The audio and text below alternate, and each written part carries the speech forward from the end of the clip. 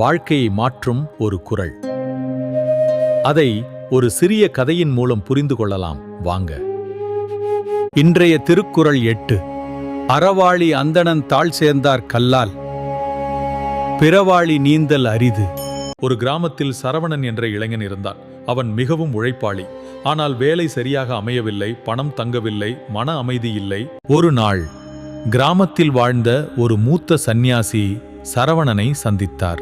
அவன் சோகத்தை புரிந்து கொண்ட சந்நியாசி அவனை அமைதியாக ஒரு ஆற்றங்கரைக்கு அழைத்துச் சென்றார். அங்கே நீர் வேகமாக ஓடிக்கொண்டிருந்தது. அவர் சொன்னார், ஆற்றை நீந்தி கடக்க முயற்சி பண்ணு. சரவணன் முயற்சி செய்தான். சில அடிகள் சென்றதும் நீரின் வேகம் அவனை தள்ளியது. அவன் சோர்ந்து கரைக்கு வந்தான். அப்போது சந்நியாசி ஒரு சிறிய படகை காட்டி சொன்னார், இப்போது இதிலே போ சரவணன். படகில் ஏறி எளிதாக மறுபுறம் சென்றான். அவன் ஆச்சரியப்பட்டான். சந்நியாசி சிரித்துக் கூறினார், வாழ்க்கை இந்த ஆறு மாதிரி தான். நீ தனியாக நீந்தினா அது கடினம். ஆனால் கடவுளை நம்பி அறத்தின் வழியில் நடந்தா அது இந்த படகை போல உன்னை பாதுகாப்பா கொண்டு செல்லும். அன்று முதல் சரவணன் தினமும் கடவுளை நினைத்தான், நேர்மையாக வாழ்ந்தான், பிறருக்கு உதவத் தொடங்கினான். எளிய பொருள்.